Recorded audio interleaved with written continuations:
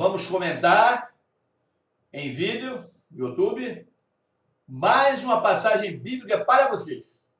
E hoje a passagem bíblica tem o seguinte título: Vós sois o sal da terra. Essa passagem também é interessantíssima. Jesus pregava para uma grande multidão, aí já foi em Jerusalém. Era em Jerusalém. E havia uma grande multidão acompanhando Jesus na sua palestra. E Jesus sabia do pensamento humano, ele conhecia o pensamento humano. Ali no meio daquela multidão estavam principalmente os maldosos, os cruéis, os perversos naquela época. Estavam os maledicentes, estavam os despeitados, estavam os ciumentos, os agressivos, os criminosos, os pedófilos, os estupradores.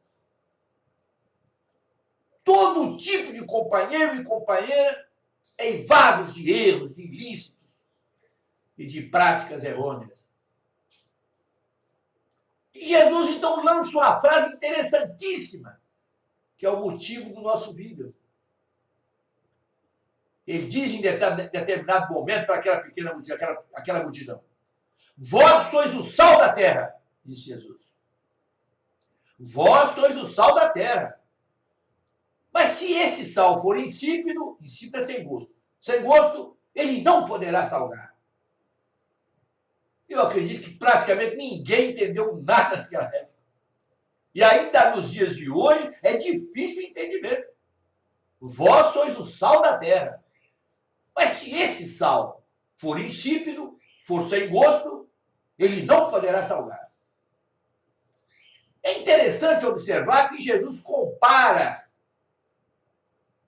a nossa palavra, o nosso sentimento, o nosso pensamento, as nossas ações, a nossa convivência com os outros, as nossas experiências.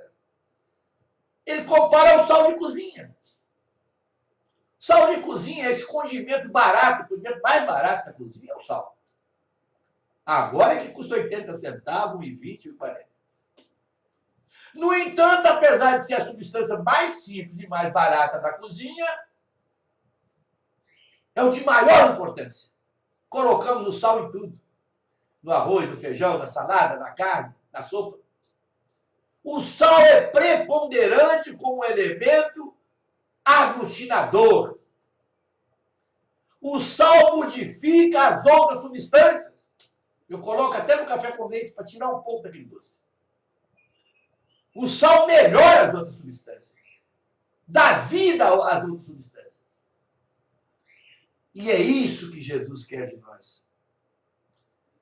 Jesus quer que a nossa palavra, o nosso sentimento, o nosso pensamento, as nossas experiências sejam úteis aos outros. Jesus quer que nós possamos acrescentar nos outros o que tivermos de melhor. Acrescente nos outros aquilo que você tiver de melhor. Não passe nada ruim para os outros. Abstenha-se de falar palavras que possam ferir os outros. Não fale mal dos outros. Não faça crítica destrutiva. Não veja defeito nos outros. Não observe os outros, observe você. Não corrija os outros, corrija você. O verdadeiro homem não é aquele que corrige os outros, é aquele que corrige a si mesmo. O melhor observador é aquele que observa a si mesmo. Antes de olhar a trave que está no olho do outro, olhe primeiro o cisco que está no seu olho. Então, esse nosso relacionamento com os outros é preponderante para a nossa felicidade aqui e depois que atravessamos as águas enigmáticas do Rio da Morte. Essas águas do Rio da Morte são águas pesadas. São ondas fortíssimas de conteúdo mental. E não se atravessa essas águas do Rio enigmático da Morte de uma hora para outra se não tiver uma estrutura aqui no campo físico. se não tivermos tido aqui uma vivência pacífica, uma convivência amorosa com os nossos irmãos de luta, se não tivermos fechado a nossa boca na maior parte do tempo que aqui passamos. Volta ao Paulo, o apóstolo de Jesus, quando ele afirma a respeito da nossa boca, a respeito da palavra. Que o homem seja tardio em falar e apressado em ouvir. O Paulo afirma categoricamente em suas cartas que o homem seja apressado em ouvir e tardio em falar. Ele diz textualmente que você precisa falar menos e ouvir mais. Ouvir atentamente o seu interlocutor. Dar chance para que as pessoas possam expor as suas ideias, os seus pensamentos. E só depois, então, você vai se manifestar. E de preferência de uma forma favorável. Mesmo que seja algo que você não goste, seja contido.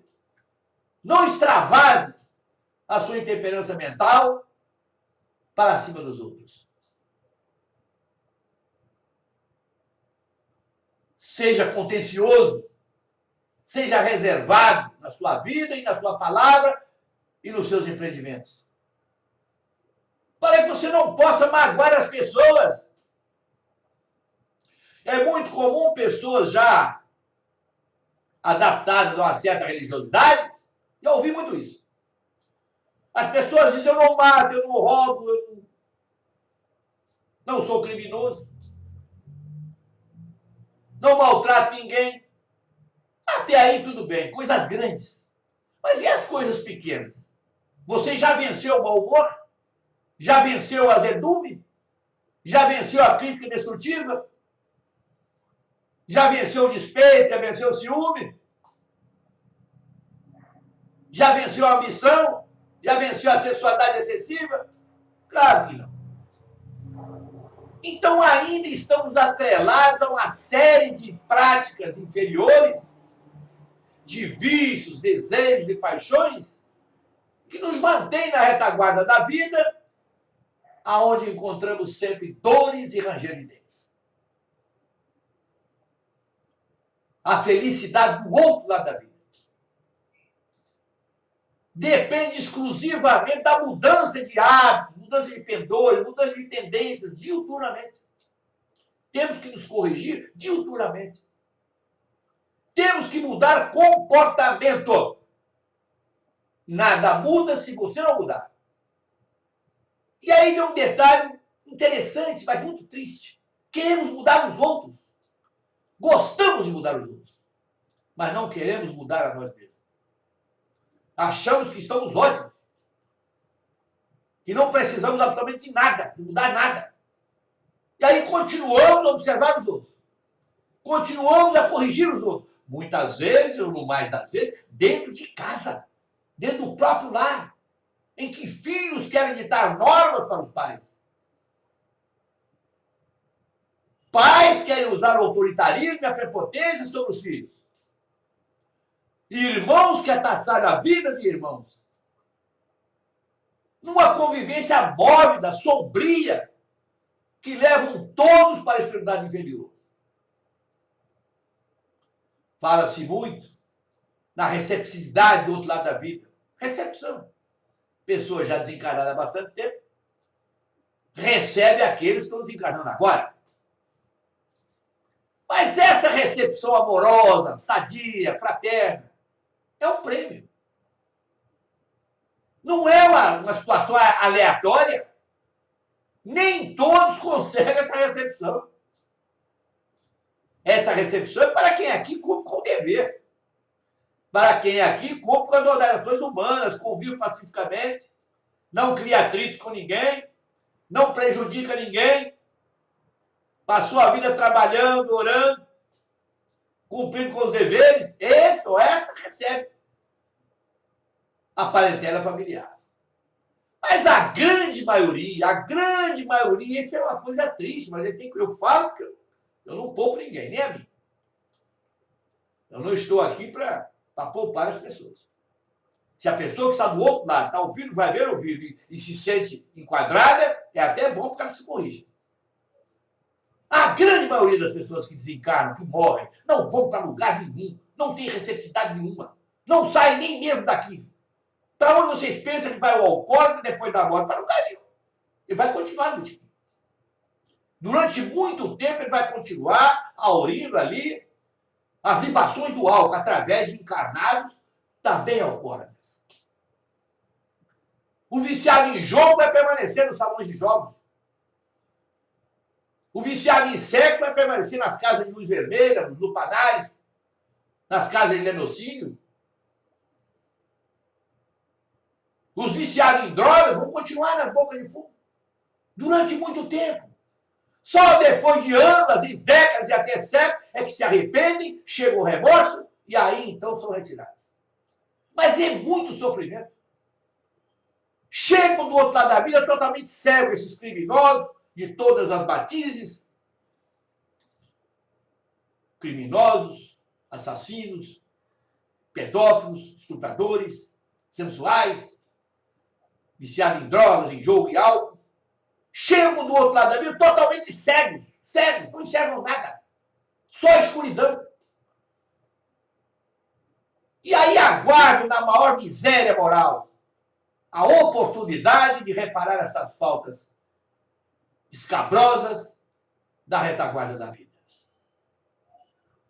Então, quando estamos aqui, temos que arranjar um jeito de modificar tendências, pendores, hábitos, melhorar o nosso índice de aproveitamento do campo moral, adotando a religiosidade, realizando a prece, o silêncio, o recolhimento, o culto lar, principalmente o culto lar, que é uma asepsia mental, é uma faxina caseira que realizamos para sanear o nosso lar dos miasmas pestilentos físicos e espirituais.